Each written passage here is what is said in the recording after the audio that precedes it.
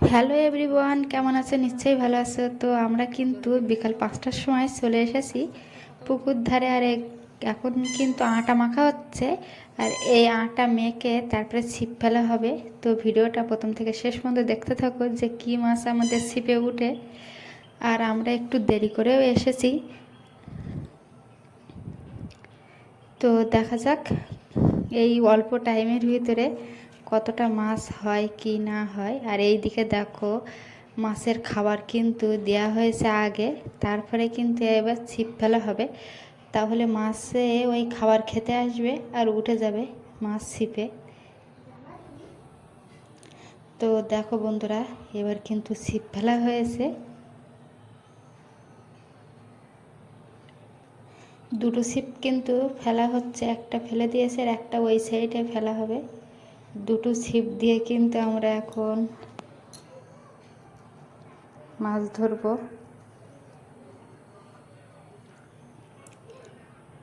তো একটু জুম করে আমি তোমাদের দেখিয়ে দিই, তোমরা দেখতে পাচ্ছ কিনা জানি না।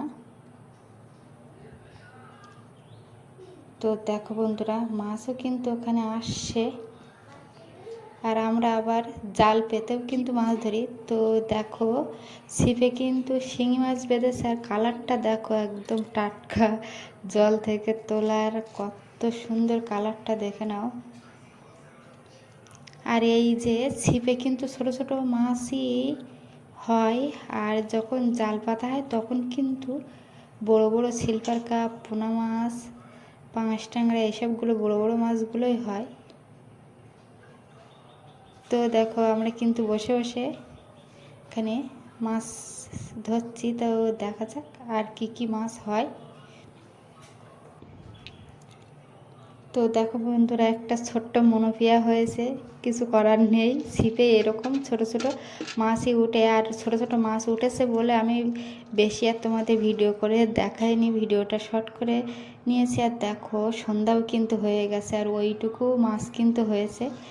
তো এ মাছে তো হবে না, দেখা যাক আবার কালকে এসে আবার মাছ ধরা হবে জাল দিয়ে।